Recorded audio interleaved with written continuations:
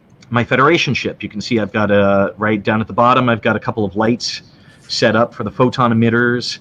I've got points rigged for the photon emitters. I've got points rigged for the disruptors, the body, and I've got overlay layers for the windows and all that fun stuff. I think it's... Okay. You see this layer that I've got highlighted, Klingon D7 running lights. The D7 model, this particular D7 model didn't come with running lights. So you see this running light where it says running light top and running light bottom. And I will go to the right on this, and I'll zoom out. And I'll zoom in on running light top. And running light. Transform and opacity. Let's find a frame where it's on.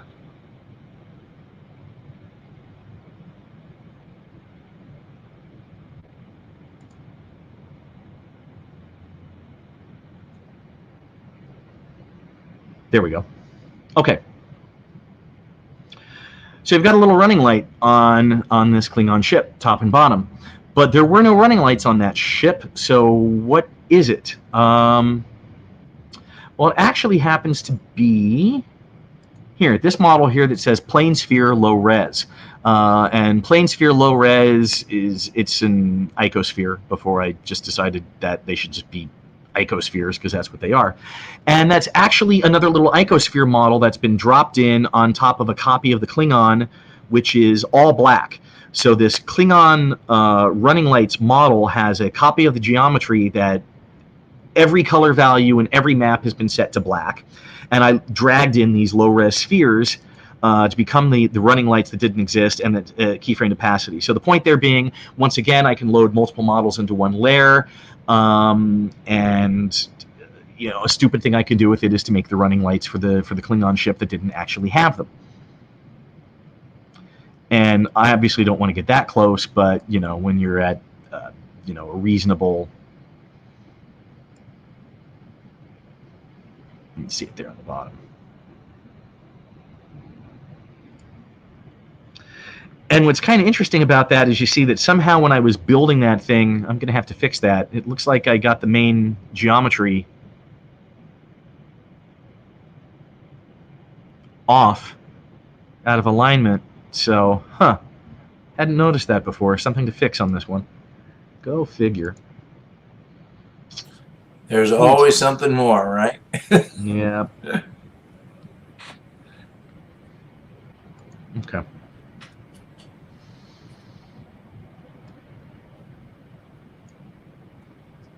Okay. So, now that our model is loaded, now that our model is rigged, now that our model has all of the points set up, now that our model is ready to animate, now we can get to the point where we can start dealing with materials. Yay. Materials is fun.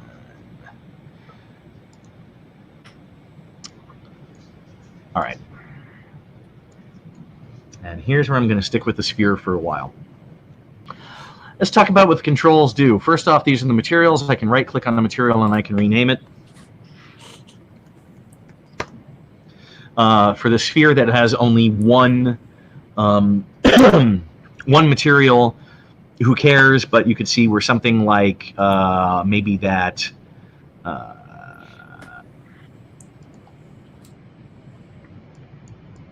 think I might have renamed some of these bridge glow.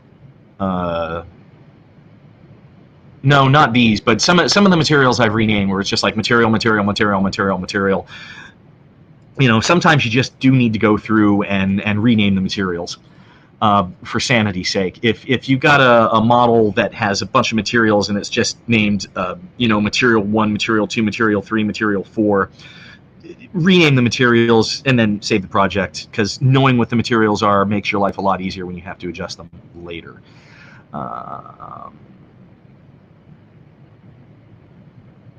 Back to my sphere.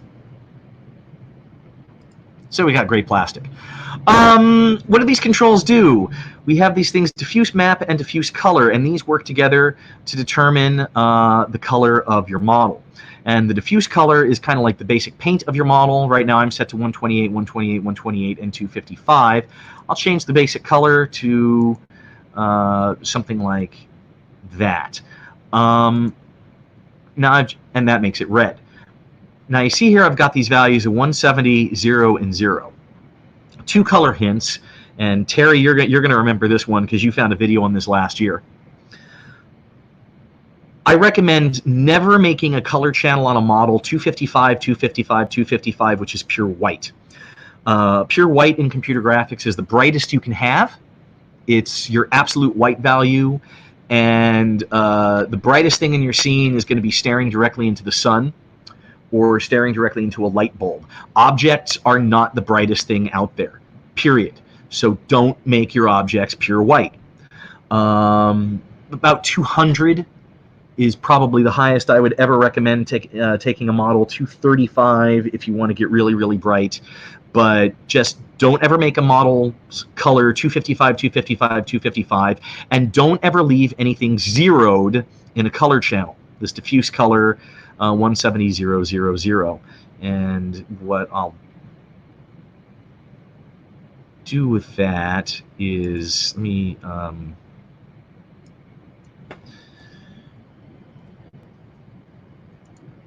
yeah, here, I'll do that. And the reason why I don't want to do that, that's weird.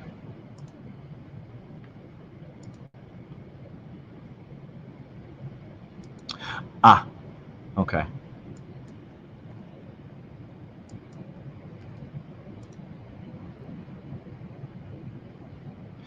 An anomaly on the specular color in hit film is if you don't want a specular highlight, you set it to black. Setting it to transparent doesn't still keeps the specular highlight.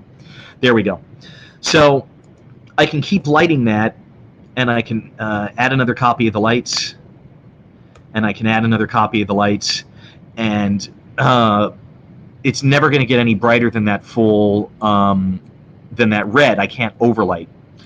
Whereas if I set this to something like 178.8, so that there's a little bit of other color in there, now as I start to overlight things, we should be getting... This is where Mike looks very confused. We should be getting a more realistic fall off. Yeah, you got three lights on there already, boy. Yeah, it should have been overlighting like a Mo. Anyway, I tend to never 255, and I tend to not ever want to zero out a color channel. Diffuse color is your paint. Diffuse map is the stickers that go on top of your paint. So I can do that, and you can see that my diffuse map, my diffuse color is going to affect the color of the stickers that I put on, because this is an earth texture, and because I've got it over red paint, all my blues are going away. Whereas if I go ahead and make that a nice gray, and I make that a nice gray, then there we go. Love it. And maybe I want to make that a little bit bright. I think I will go ahead and make this about 200. And I'll do that with the specular color as well, and the ambient color, even though I haven't talked about that yet. I'll hit OK to take that through. So, of course, this is one of the reasons why we saved everything else on our rig before we started dealing with materials. When we are in the materials editor in hit film, I have one light, and the light is directly shining out of the camera lens, and I can't move the light, and I can't move the camera, so I'm always looking at this light that's, it's the front flash coming directly out, and that's, maybe I want to be able to have my lights at an angle to see what's going on. So adjusting your materials is a lot of going to adjust the materials and then click back out to your scene to see what's actually happening. So that's another reason we left materials to last and why we said it gets tedious. So diffuse map, diffuse color, that controls the base color of the model. Specular color. Specular highlights, that's the bright highlight right here. It's what you get from the sun hitting things, the hard thing. I can change the color of the specular highlight if I want. Might help give me the look of a more colored light, or maybe I'm just being creative and I want something to look non-realistic. And then we have a specular map. And we'll do a base definition here. In computer graphics, a map is a graphic representation that tells you a thing, right? So maybe I've got a road map, and I'm looking at this picture, and it represents where I live. I call up Google Maps on my phone screen, and I have this map, and it kind of represents the ground where I am, and there's these lines, and they represent roads, and these lines, and they represent rivers. And it's just to show me where to go. And it's the same thing in computers. A map is just data that you're telling the computer. So the diffuse map is going to be a color map that tells the computer what these colors should be. A specular map is a black and white image in which black is none and white is full. And I'm going to open up the spec map here. And it's going to control where the specular highlights and specular reflections show. So here's the specular map I'm going to load up. The white is all the water, the black is all the land, and as soon as I load that specular map in,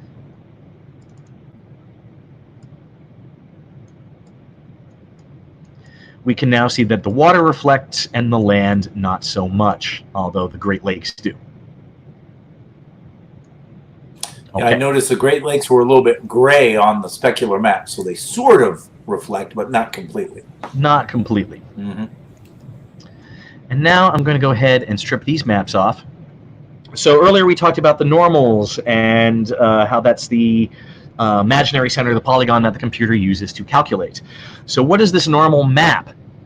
A normal map is a way of cheating. You know what? I'm going to skip the normal map. I'm going to do the bump map first. Yeah, it's better to do the bump map first. So here's the bump map I'm going to load in, and you can see that that is a grayscale image.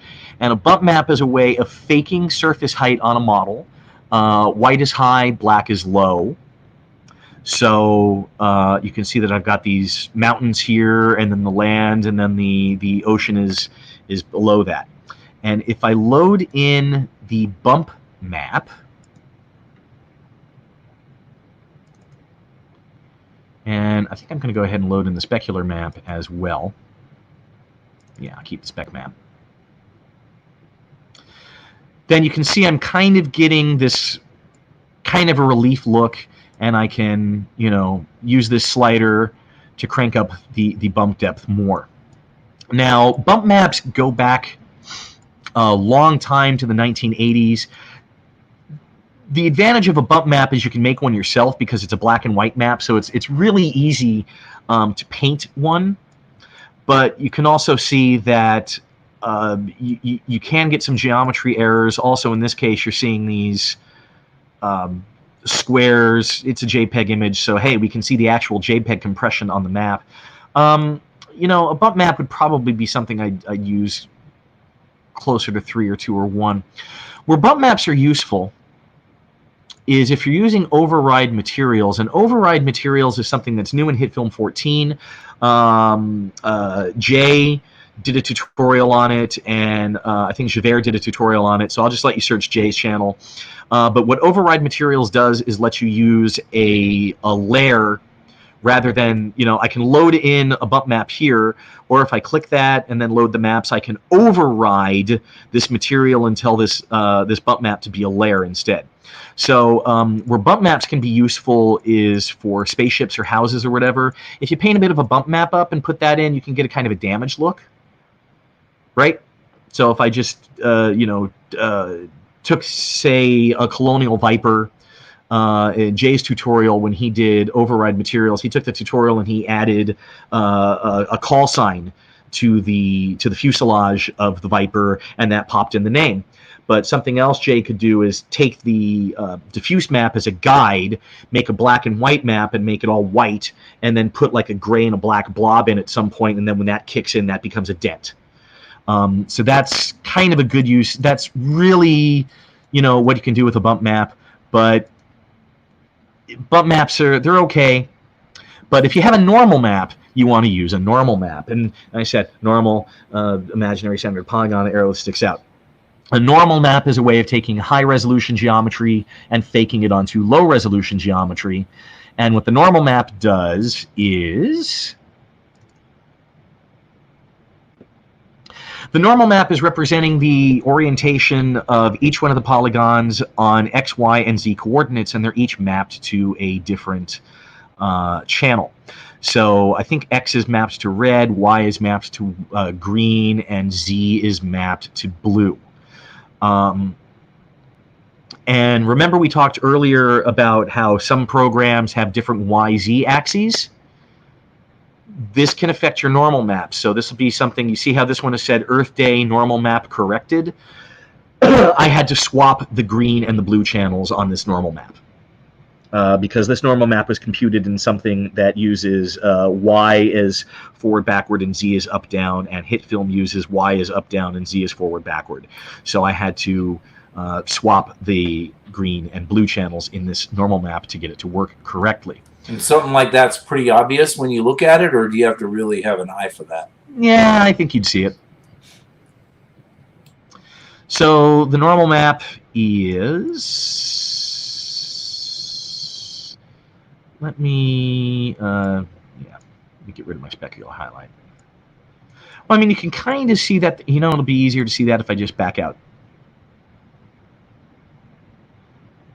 All right, so it's hard to see in the material setting screen because it's that front light, but you can see here that even though I've got no texture on the globe, here you can see the land masses for South America, and that normal map that's what the normal map is doing. It's giving the whole XYZ, and it's doing it in a more advanced fashion than the bump map. The bump map is a single height channel.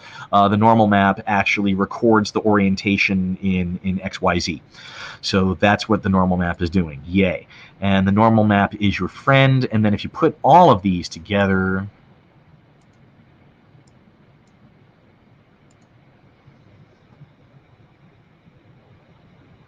yep, and I got a planet. And here you can see here we've got the specular highlight on the ocean, not on the land. You can see a little bit here off Baja, right, where that light's picking up, a little bit here in Chile. Mm-hmm. All right, we can rotate that around.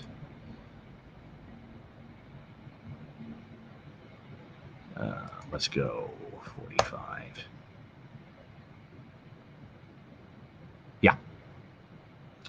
So yay. Okay, we'll go back into here. So what is this ambient color? If you have an ambient light, lights in HitFilm can be point lights. Those are like light bulbs. They radiate in all directions. You can have spotlights. A spotlight radiates in one direction and has a controllable cone. You have directional lights. Directional lights are like big infinite soft boxes. And then you have ambient light. And ambient light comes from all around. So the ambient color is just what color it illuminates under ambient light, and it probably should be set to the same as your diffuse color. Ambient color is actually something you're going to want to check. There are a lot of models you can download where the ambient color is set to black or transparent, and then you add an ambient light to the scene, and you think my ambient light isn't doing anything. So your ambient color is actually it's definitely something you want to check. And how would you go about checking something like that?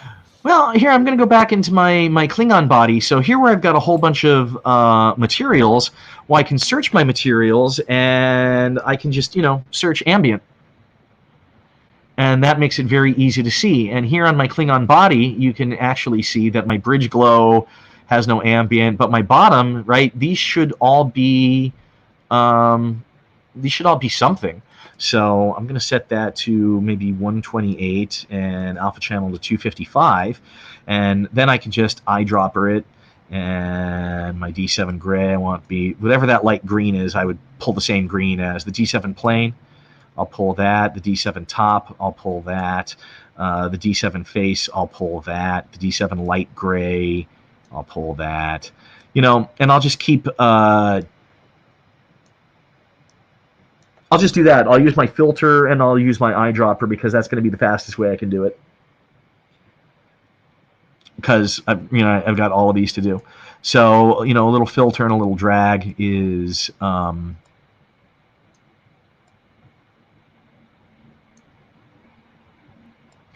the windows can be that. Can be that on the ambient color. And I mean the search filter is great. If when I start as I start wanting to adjust things, if I got a bunch of materials, I very much assembly line things just like I did. So if I wanted to adjust all my diffuse colors, right? And I'm going, oh, I don't want the bridge glow diffuse color. Aha! Even though that's here, let me find that on the exhaust, right? Even though this is my exhaust off, right? I followed my own advice. No color channel set to 0. So even that exhaust is not pure black. It's 8. It's a value of 8. It's actually a very, very dark gray. But if I'm going to adjust the materials, I'm going to assembly line it like this. I'm going to use the search function, and I'm just going to do all my diffuse colors at once, right? One blah blah blah blah blah, and then I'm going to check all my ambient colors at once. And I'm going to check whatever. Boom, boom, boom. That was a good question, Jay. Thanks. You're welcome. Emissive color. Emissive color is something that you do usually want to leave on transparent. And emissive color,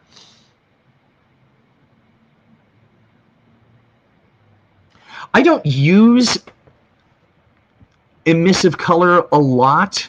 I'd be far more likely to set it up how we've already shown with the multiple model passes, and I would just have, if I had a model that had lights on it, I would try and set that up as a separate layer rather than use emissive color. But what emissive color does is it becomes a color that the model, well, glows in the dark. And I guess I need to set that, alpha channel. So if I set that alpha channel to that emissive color to there and kick out of that,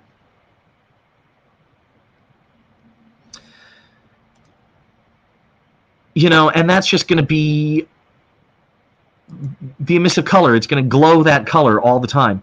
If I turn off my key light, my fill light, and my ambient light and go back into the model setup, so I've just got my rim light, you can see that it's still just, the whole thing is red. But if I take that emissive color and make it back to transparent, let me set that back to transparent. 0. Right? So I only had a little bit of rim light here. Most of this thing was in shadow with that. So that emissive color is just going to be, it's the glow in the dark, but be careful using it because it will really override any diffuse textures you have. It's not going to make your thing glow. It's just going to wash out your textures. I don't use emissive color. You want to know what it does, but I tend not to use it. Color construct red and infuse texture, make the emissive pure red, exit back to comp shot for demo. Hey, I'm still on my script. Okay. Sweet. How did that happen? And oh crap, it's already 2. Yeah. Let's take a look for questions. One here. Weird that you can add ABC as a model and in an animation. Same with FBX. Thank you for repo. Not sure we posted. There it is now. Klingon. Where's Bill? He wanted a moon. Okay. Down here, illumination model, Fong versus Cook Torrents. We'll stick with Fong for a moment. HitFilm has 2 shader models, Fong, which is technically Blend Fong, and Cook Torrents. Occasionally, you will see people online. This came across in one of the Facebook groups. Hey, does HitFilm have PBR? And the answer to that question is yes, HitFilm has PBR. PBR is a term that has lost all meaning through overuse as a marketing term because it's generic. PBR stands for physically based shader. And all this means is that there's some sort of, somewhere in the equations, they're trying to take account of things like physics and material properties. And it's a generic term that doesn't mean a damn thing. Blinfong is a physically based shader. Cook Torrents is a physically based shader. Lambert is a physically based shader. Eevee is a physically based shader. Blender Cycles is a physically based shader. V-Ray is a physically based shader. I don't know what Element 3D is using because Andrew Kramer has said physically based shading. Well, that's good, Andrew. That doesn't tell me anything. Listen, what is it? But which one is more cinematic? Oh, God. Cinematic is another...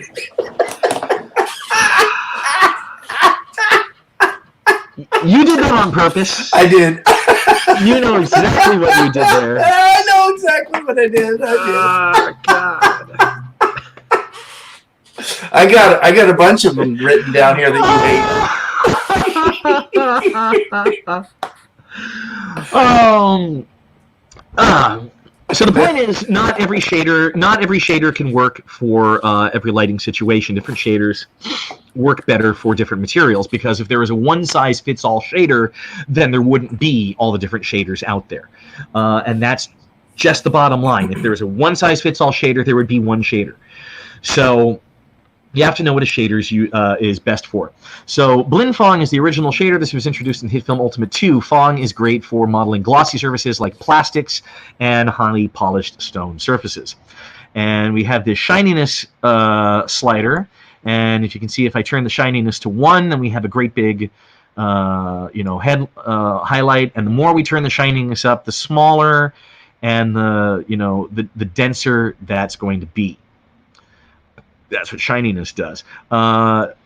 Diffuse reflectivity is kind of like, let me go into my 3-point light, and I'm going to turn off my key light, and I'm going to turn off my fill light, and I'm going to turn off my ambient and go back to my model setup.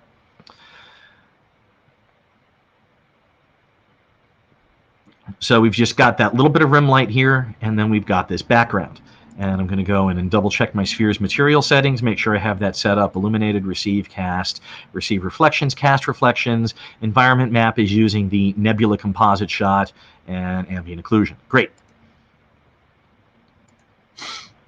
So diffuse reflectivity is a little bit like HDRI. And HDRI is a high dynamic range illumination, but what HDRI is doing is it's taking a wraparound photo, a 360-degree wraparound photo, and using that as a lighting map. And true HDRIs are actually very low resolution. An environment map that you're using for reflections, you would want to be large, but HDRIs used for lighting maps are usually very low resolution, sometimes as small as 20 by 20, because you don't need the details, you just need the overall color. So the diffuse reflectivity in HitFilm is very similar to HDR lighting, and I'll just crank that up to about 80%, and I'll hit OK. And you see how now this has picked up some lighting, and it's picking up the lighting from the environment wrap. There's not a lot of lighting because it's a mostly dark image, that's mostly purple, but you can see that there is now purple illumination on the shadow side where there is no. So that's diffuse illumination. Back into there. Specular reflectivity, these are your mirror reflections, so if I go ahead and turn that up, you can even see that in the preview. Right, so now I'm reflecting the nebula all the way around. And in HitFilm, specular reflectivity and specular highlights are driven by the same map, I believe. So I think if I center out my rotation, yeah. So you can see how there's no reflections here over North America, over South America, right? the reflections are only appearing in the ocean. The specular map is controlling both the highlight and the reflection. Reflection mode, spherical versus planar. If I have something like a sphere, then I want a spherical reflection where it's wrapped around. Planar, I may have geometry. If I were to go back in and look at, say, that Klingon again, there's a lot of flat surfaces on it, right? Maybe that top wing. Then I would set the reflection to planar for something that's, like a wall that's pointing in basically one direction. Refraction. Let's turn here. We'll turn this off. Refraction is similar to reflection in hit film. You would think that here, 20. Let me clear that out. Okay, there's where we are, back to our dark. So refractions in hit film, it's not like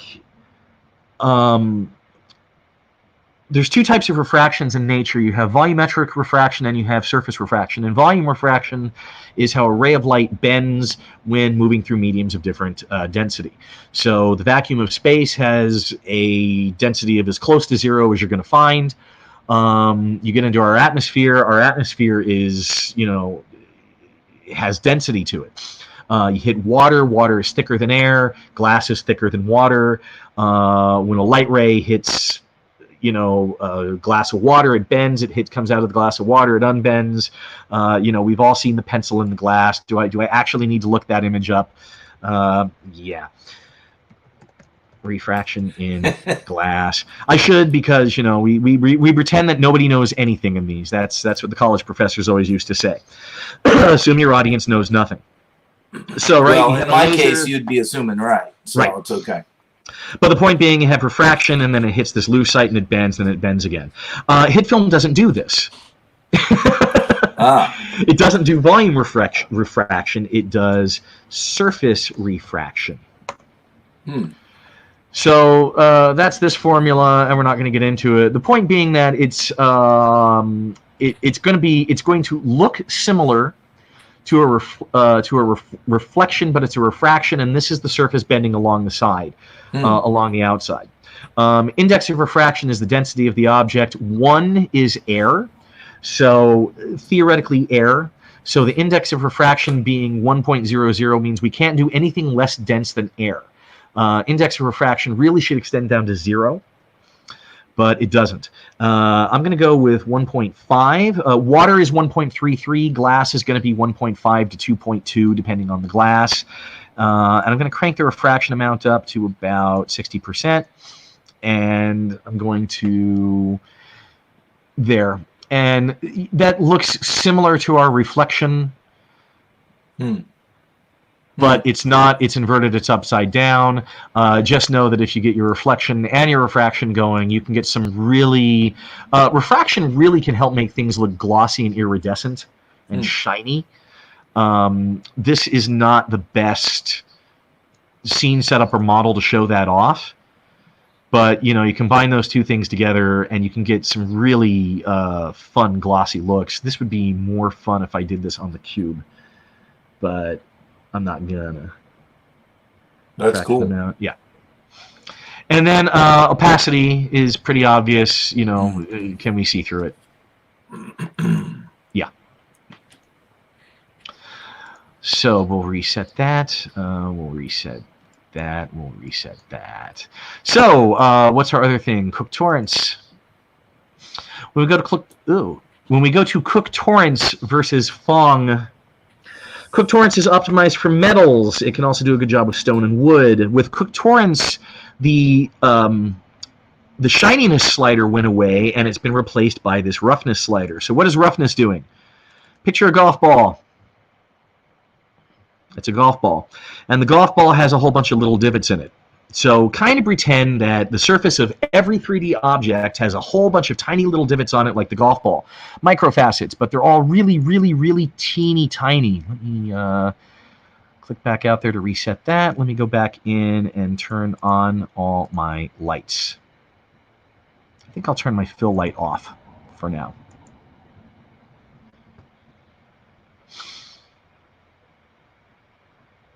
Okay. There we go. And I'm going to clear the diffuse map, and I'm going to clear the normal map, and I'm going to clear the specular map for now.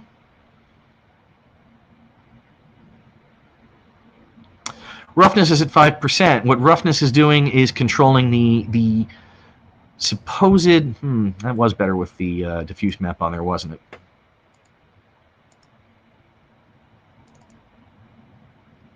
There we go.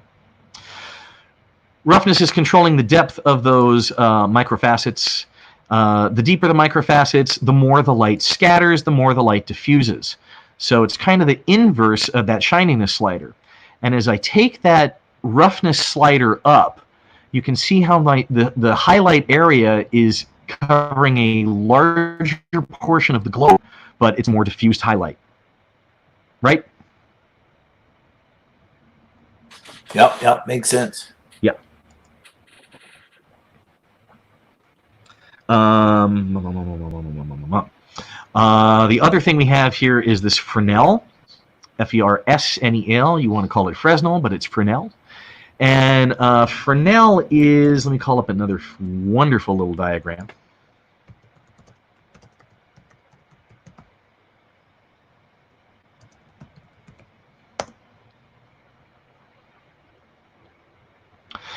The Fresnel effect has to deal with the angle of incidence, and the angle of incidence has to deal with the angle of your eye versus the angle of the light ray hitting the object. And then there are a whole bunch of curves here. These are the Fresnel equations. I'm sure Frank has actually done these. Right? Water reflection, strong reflection, weak reflection, plane of incidence, interface. And what it basically does, Fresnel, is the farther off axis the light is, the more color is going to get picked up in the reflection. So what I'm going to do is I'm going to turn my roughness back down to about 15. So I've got that bright spot. And I'm going to change this Fresnel, and I'm going to make this 1. And I'm going to make that 0, and I'm going to make that 0. And you can see how that's just added a lot of red there. Okay? So it's somewhat similar to the specular color, but it's being driven by the angle. So you can see that that's a little bit more red, but as that comes over that way, that's a little bit less red, shading into a little bit more yellow. Maybe if I turn the roughness back up to 25, we'll see a little bit more of that color gradation. Yeah. So that's another way of changing the highlight color. There's a drop-down menu here. Set up with a bunch of metals: aluminum, chromium, copper, gold, and these can be set to gray. Specular reflectance is the other new control you're going to get in Cook Torrent. Specular reflectance is how far into the object the light ray penetrates before it bounces. So this is a little bit like subsurface scattering. And as I turn up, the roughness here, let me clear back out. So now I've got my roughness. I've kind of got a diffused, softer highlight. But as I turn up the specular reflectance and the light rays are penetrating deeper into the material before they bounce, now my highlight is strengthening up again. So if I between controlling my roughness and my specular reflectance, I can really kind of try and dial in a look. So what I might do, let me bring my specular map back in as well. So if I'm doing something for the Earth, maybe for the roughness, because it's a watery surface, right, it's not going to be pinpointy like that, even though it's water. That water's not a smooth surface. There's waves. And they're little waves, but that's going to give me some roughness. So I'm going to take my roughness up to maybe about 35%. But now I can't really see that highlight anymore. So what I need to do is I need to bring that up. And now I can really kind of dial that in.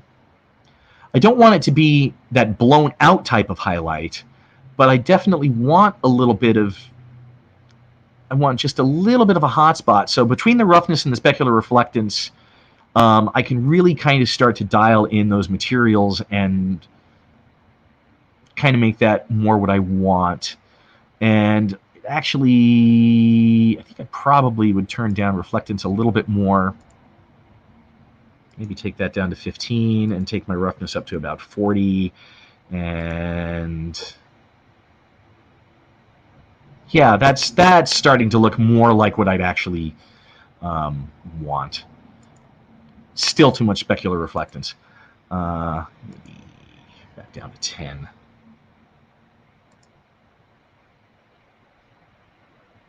There we go. And yeah, that covers it. So diffuse, specular, everything else is exactly the same in Cook Torrents as it is in Phong.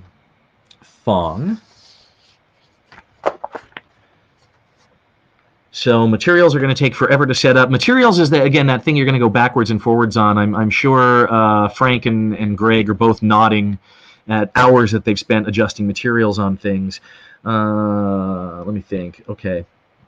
Hey, I got off script. I did passes before I did materials. I meant to do passes after materials. So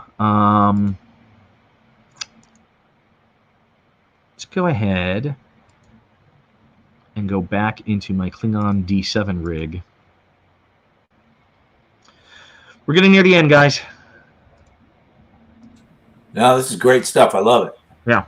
I don't know about everybody else, but I'm learning. I'm taking notes here while you're talking. I just mute my mic and I'm writing stuff down.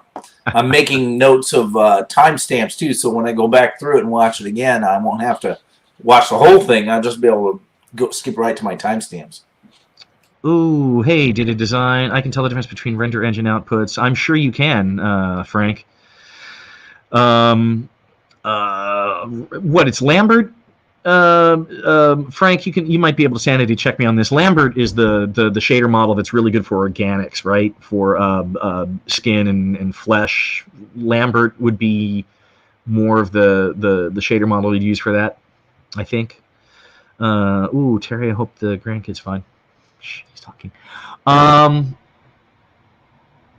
I'm just kind of watching the stream because, you know, I asked Frank a question, so now I'm waiting to see if he answers it.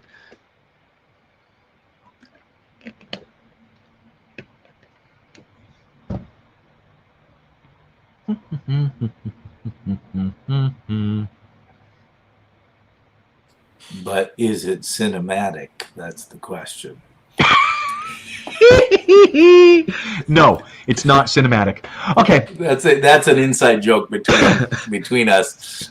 I know that there are a certain set of buzzwords that Mike just absolutely can't stand, and so I wrote some of them down so that I could slide them in. What do you got besides cinematic? Actually, I lost my notes on it. I don't have it anymore. Serves you right. Cinematic was the one that I was like, the one that I remember. That and, of course, PBR. Yeah, PBR. Okay, so here's my Klingon D7 rig set up again, and I've got all my glows and my whatevers, and I'm going to just kind of drag that around my screen. And you can see as I drag that around that, you know, it lags a little bit. A little. Just slightly. HitFilm is working hard there. Terry or Frank says, sorry, I don't use the shaders the way they're supposed to be used. Sounds good. Thanks, Frank.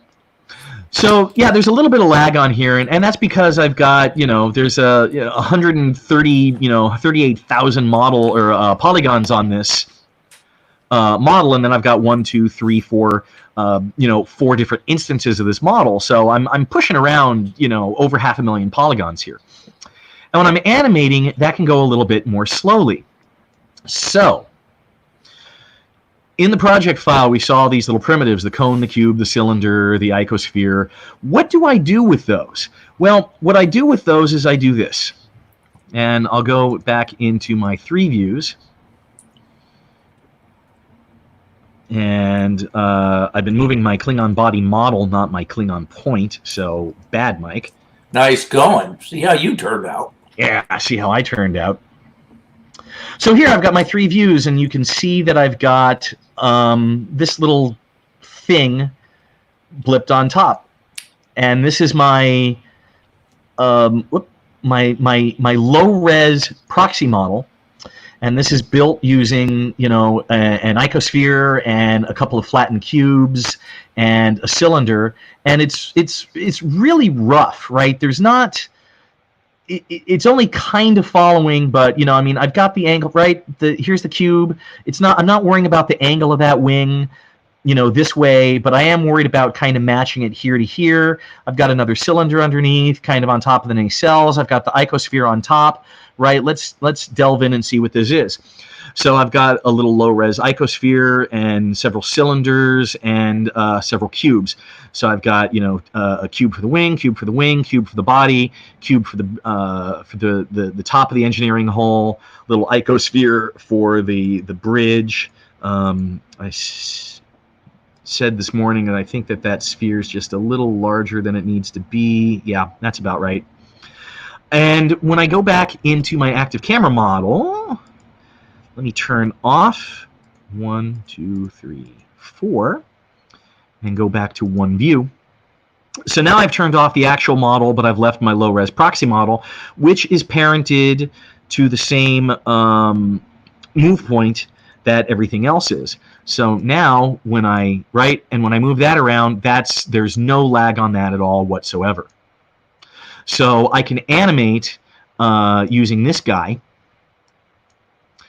for speed, and that's close enough where, you know, it's showing me. I know that that's going to line up correctly. I know if I try and do a beauty pass on this where it flies, you know, right over the camera, I know that that's close enough where it's going to, you know, fly. If I turn that off and turn that on, you know, that is definitely close enough where, you know, I'll turn them both on. So that is, oh, that's why I had the sphere so large, because of this flange.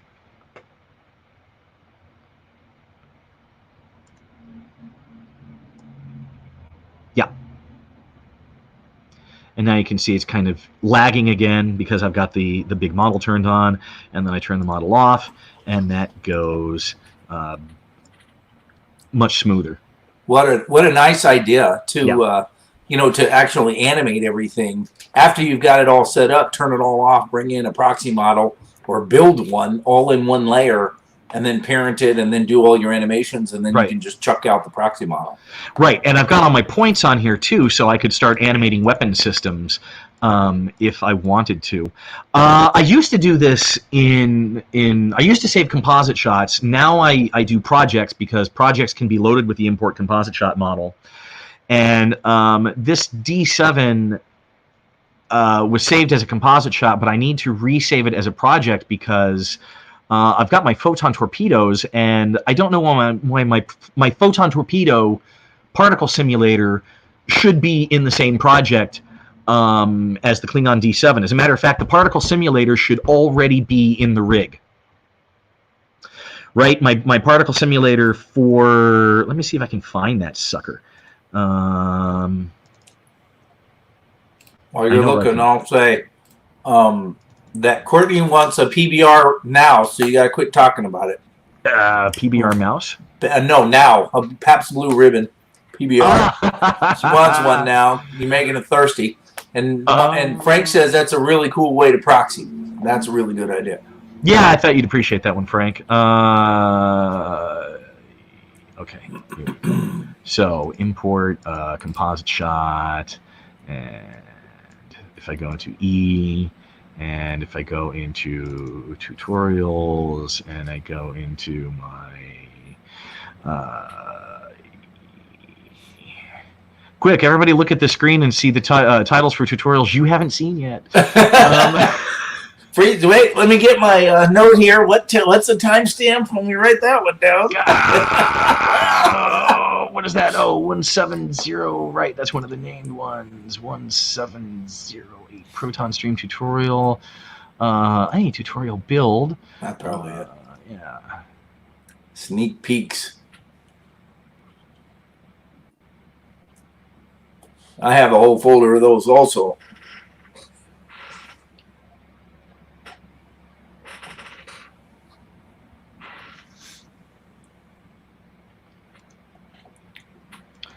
That is a completely different tutorial. Why, yes, it is. Look at that. That's pretty cool.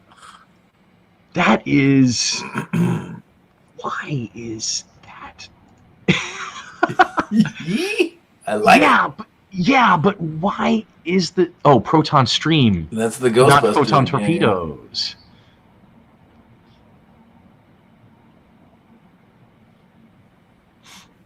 Yeah.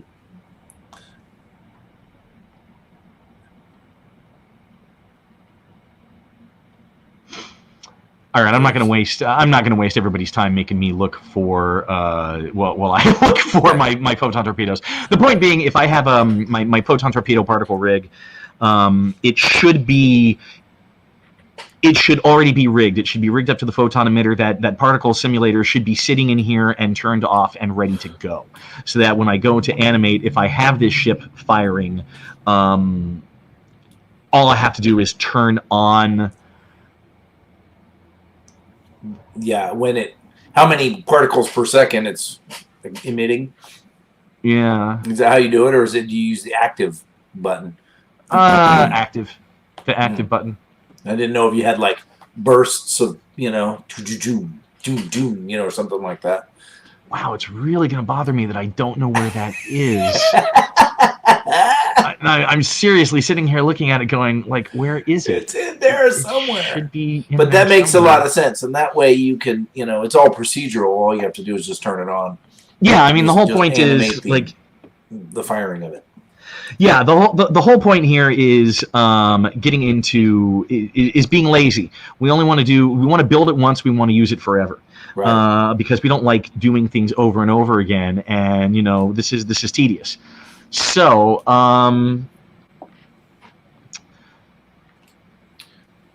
here the last thing I'm gonna discuss today is you can also prep up shots with more than one model. Mm-hmm. And we'll wait for that to finish loading.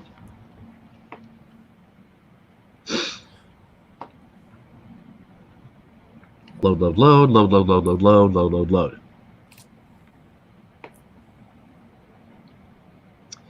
Render. So here's a save thing, and this is a lower res thing. So the last Klingon we saw, and the last Constitution class that we saw earlier, those are my hero ships. Those are the nice high detailed models where the camera can get really, really close and they still look good. These are lower res models, and they don't look that good as close to the camera, but the key thing is that there are three of them together. And they've got I'll go ahead and turn off the Romulan, and I'll turn off the Enterprise for now. So these are just two layers. I've got the Klingon and then his window lights, right, as the two separate layers. Yep. But the key thing about it is these three ships are saved.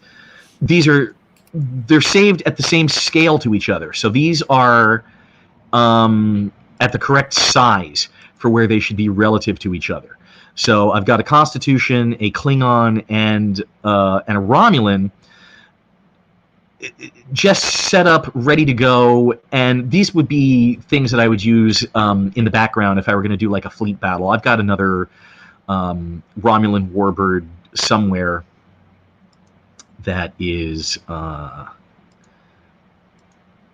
post resolution half. Here, we'll do that. So these are the same relative size for each other, and the Romulan bird of prey is smaller than the other two ships. The Klingon's a little bit wider, and yeah, I mean, just the key thing on that is these are set up at the same relative size to each other. Here's another one. I'll pull this out of.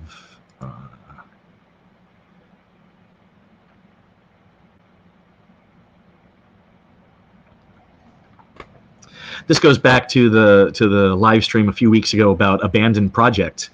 So we're going to go into one of my abandoned projects, and in a second, HitFilm is going to say, "I don't know where all the graphics are because I moved a bunch of stuff on my hard drive recently." That could be bad. Yeah.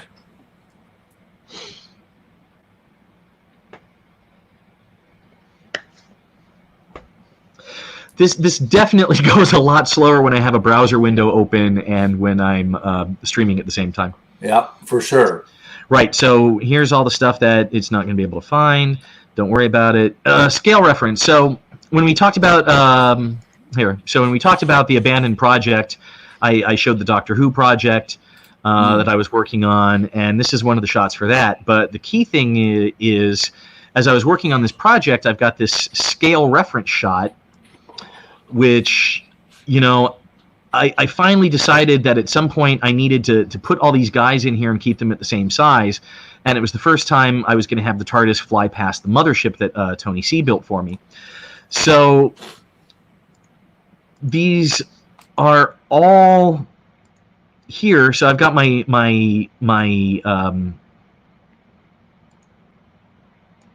what's the bottom one? Dalek mothership, right?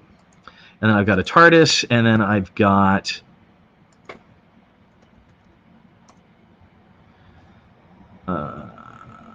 no, that's not what I want to do yet. Okay, first I'm going to parent you, and then I'm going to parent you. So I'm just parenting those Dalek models to the TARDIS very quickly, so that I can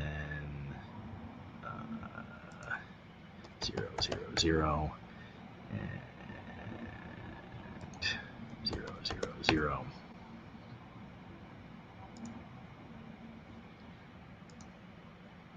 Okay.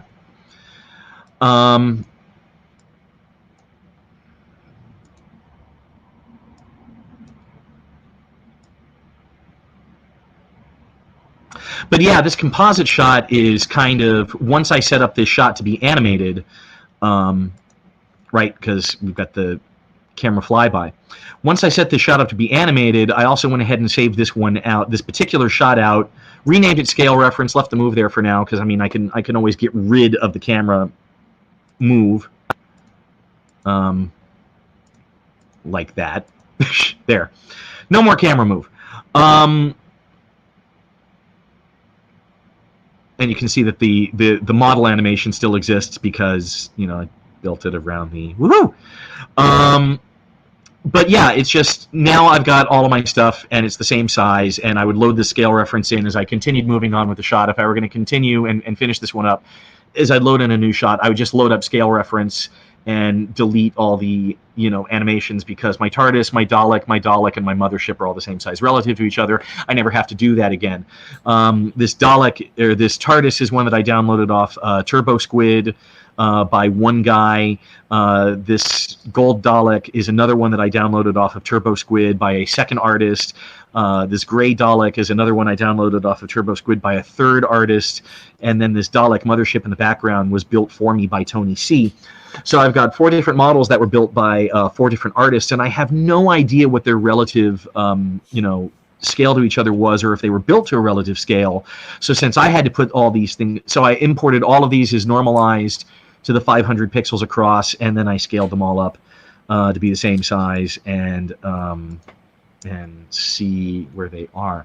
So, right, so it turned out that this Dalek, this guy, is at 40%, and this Dalek is at 30%, and then the TARDIS is at 100%.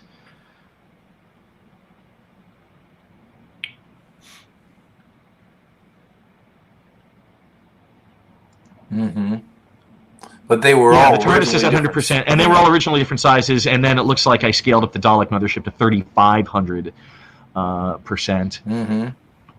But it's just a manual scale, so then that's ready to go. And I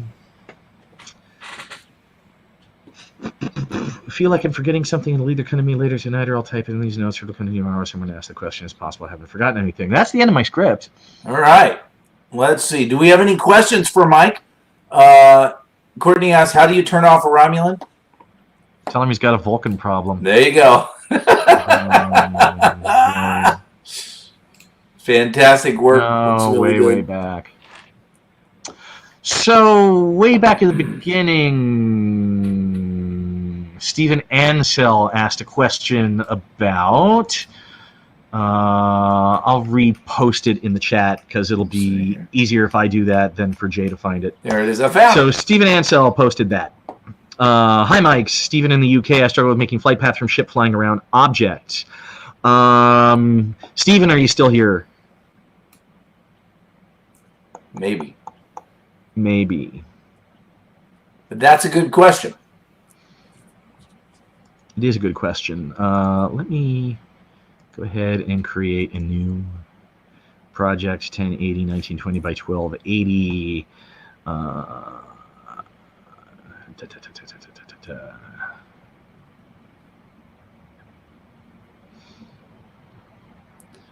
I'm going to say it doesn't look like he's still here. Well, hopefully he'll come back and, watch the stream. Right. Once again, this is a lot faster before I, open everything else up. Medium control, flight. I will import a composite shot. I will go into E. I will go into my 3D models. And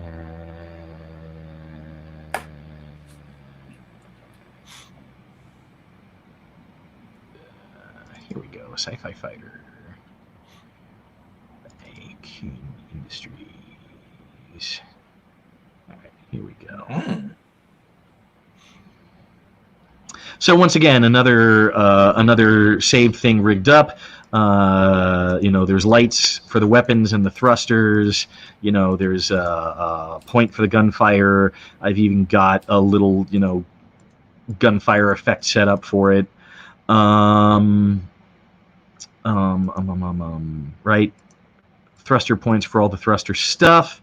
And I'm going to go ahead and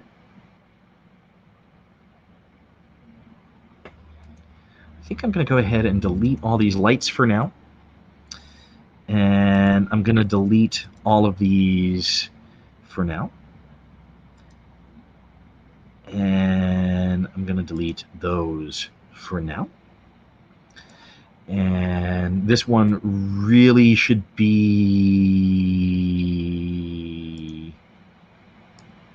here for now. Here we go. And I'll go ahead and turn off the light.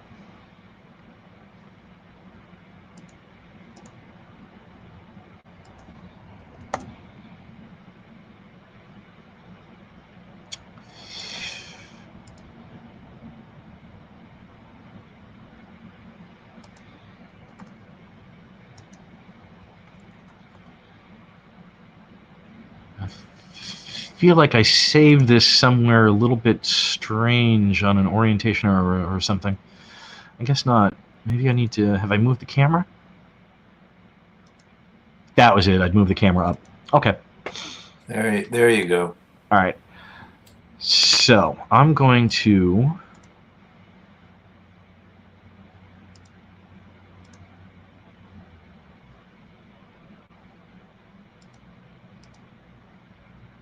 go into 4. Okay. So here's a hint on animating spaceships to fly. I'm going to go ahead and turn the position on the fighter move point. I'm going to move my fighter out, and I'm going to move it behind my camera on the first frame, and I'm going to move forward a couple seconds, and I'm going to move out here.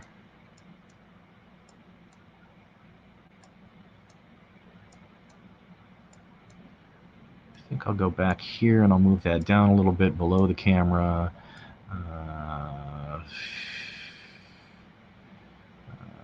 4 seconds. And I'll move it.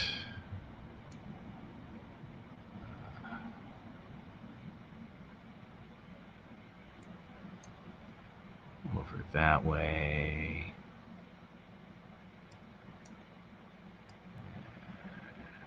Maybe that. And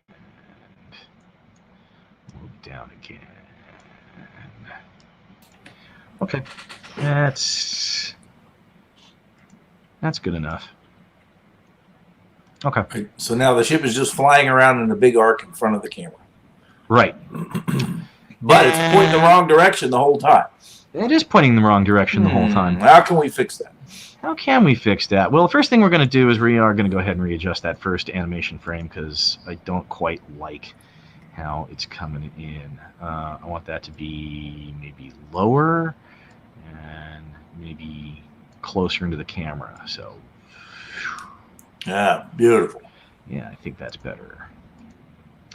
And I'm even going to go ahead and make these linear. Make sure that they're linear. They are linear. Mm-hmm. Okay. So what am I going to do? Well, I'm going to go ahead and duplicate that fighter point. My fighter is, I want to double check this, it's parented to 5 is the fighter point. So I'm going to change this duplicate fighter move point to fighter facing point. And I'm going to go ahead and go to the very end of my 5-second timeline. And I'm going to zoom in, way in, so that I can see this carefully.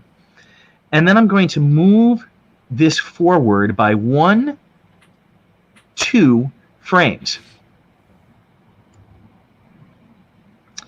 And then I'm going to go to the fighter move point, and I'm going to go to its lair properties, and I'm going to give it an alignment towards a lair, and I'm going to align it towards the facing point.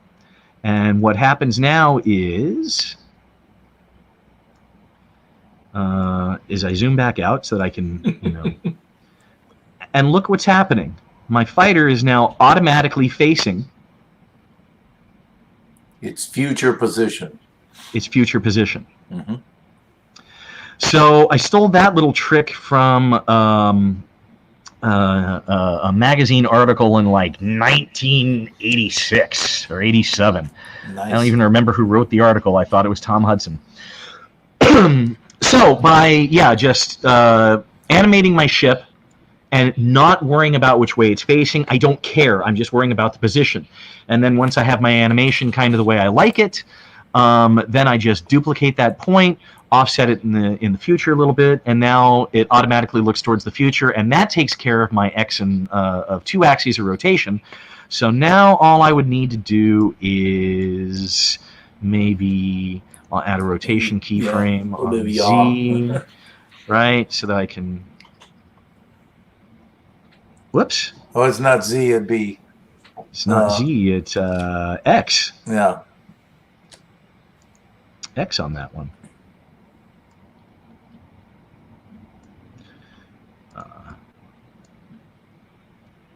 1, 0.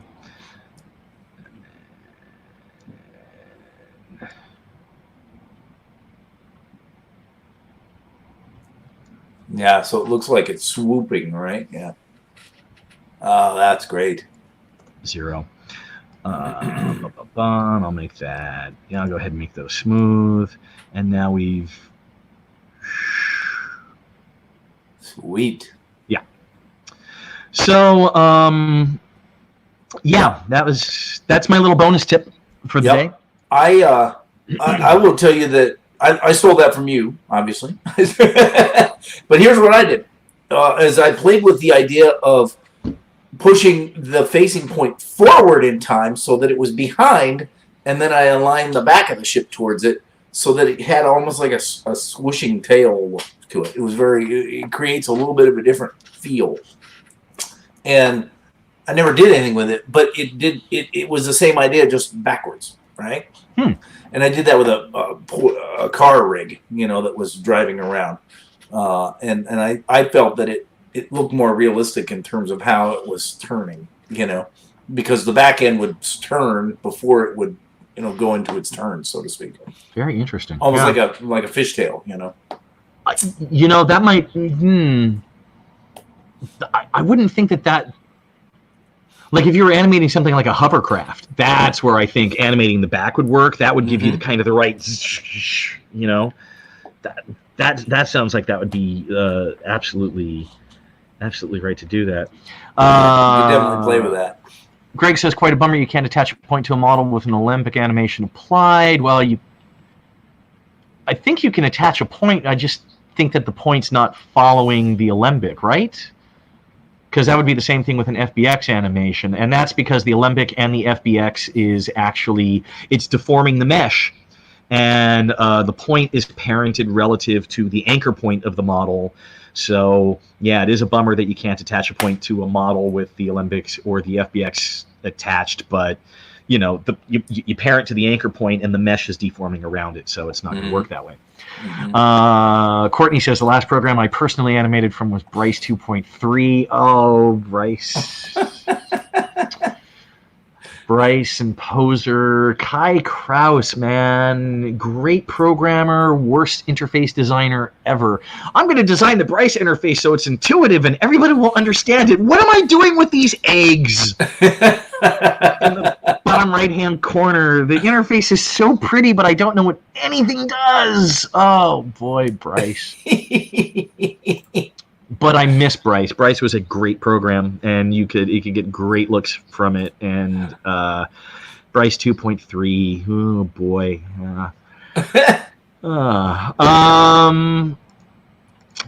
Yeah, I'm done with my script. I even answered a bonus question. So last sets of questions. Yeah.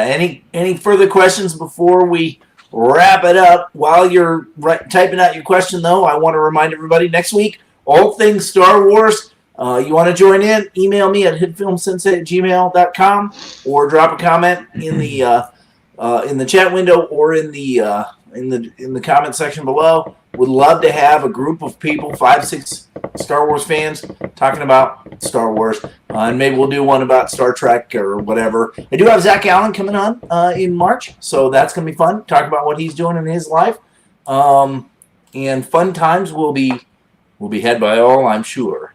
Yep. And of course, you always do the Star Trek or Star Wars, and I had to be the smart ass who said Babylon 5. So yep, I you were the smart ass. Finally wore the Babylon 5 hoodie representing the Earth Force. All right. You know. Yes. Wait a minute. Where's my banner? There it is. Star Wars or Star Trek, Babylon 5. Thanks a lot. Had to be the outlier. You wouldn't commit one way or another. You're the only. All right. You want me to commit on Star Wars versus Star Trek? Yeah. Trek. I knew you were going to do that. Come on. I was like, aging it. Courtney asked, did I age myself there? Nah. Well, maybe a little bit. Maybe a little bit. When will Mike be starring in a short? Want to see your face in the cool stuffs? Yeah, I'll see that. I don't see that happening anytime soon, and it's kind of amusing because I actually do have an acting background, but I don't like being on camera. You know, getting people together to do shorts is difficult enough, and I mean, I know Jay puts himself in his own demos all the time. Of course, Chris George, What Chef in Solo Samurai, he's going to be doing his entire short film series just me. But I'm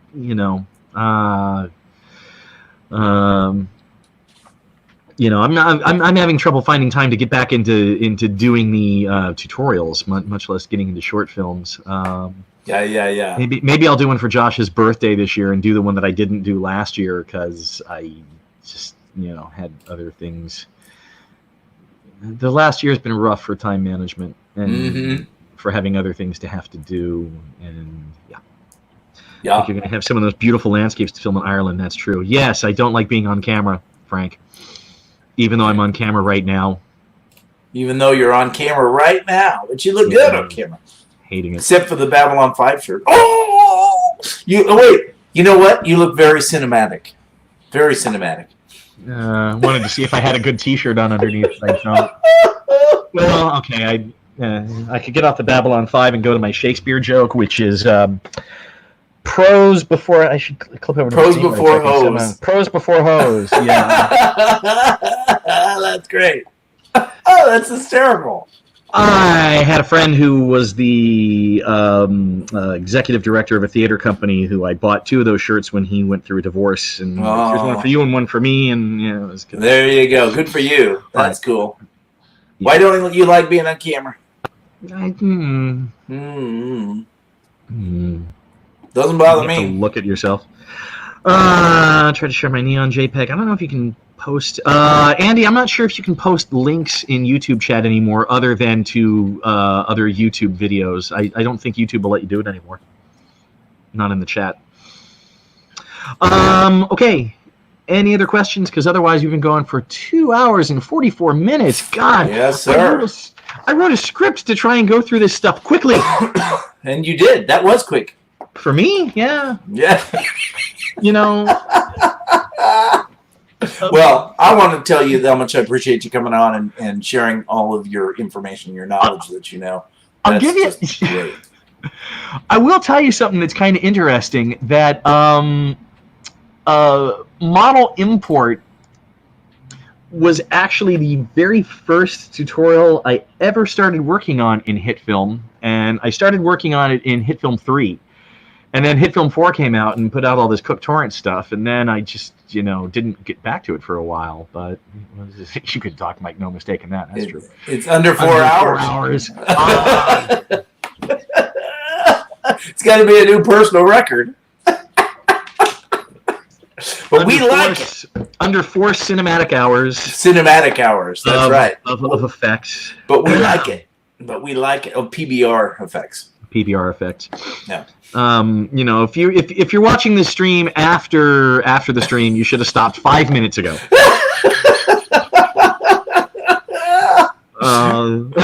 Well, I do appreciate we're just joking with each other in the chat. Yep, absolutely. Well, we probably ought to wrap it up, I think. What do you think? Yeah, we should. Make sure you check out Jay's Udemy course, All Things Hit Film. Thank you. Thank you. Yeah. And hopefully we covered some good stuff today. I think I think we got a few good things in there. And I think when there will be the actual eventual tutorial, which will go faster because I'll get to cut out all my digressions like this. Yeah. And all the bits where it's waiting for things to load, going, this was faster when I wasn't diverting system resources to Firefox and YouTube and streaming. And good times. So next week is Star Wars, and then Zach is in what, 2 weeks or 3 weeks? He's in March. I think he's in a couple or 3 weeks away. I think I still have one more spot to fill in between that I haven't filled yet. But I think maybe I'll do. I don't know what I'll do yet. Haven't decided. Right. I'm talking to some different people about coming on, so we'll see. All right, we'll see. And I really appreciate it. I'm about halfway through last week's stream with Frank. Since I was for that one, just noting that I've got it, I've downloaded it, I'm halfway through it. Yeah. Hold on, still going. After things, I've taken people to the cinema and picked them back up again. Okay. Well, Tony, you missed all the stuff that we were actually gonna do, what'd you go see? Yeah, what'd you go see?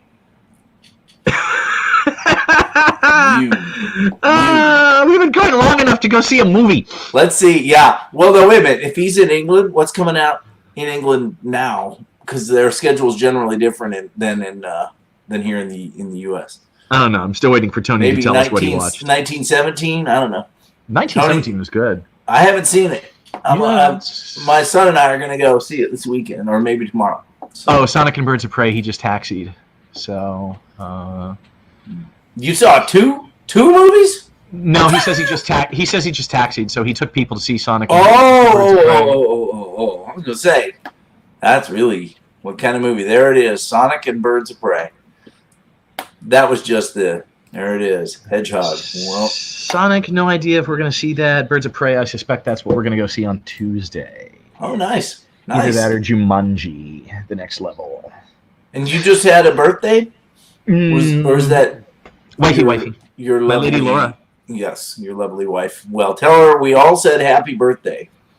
We shall. We're actually we're doing the celebration tonight. There's an artist she wants to see who's performing in the club in LA tonight, so we're gonna go do that. So I should probably go gas up the car and shower and get ready for that. Steve, sorry you had to pause Steam, so back in time. Hey, Steven, we kind of answered your question, so look for the repost, and I think,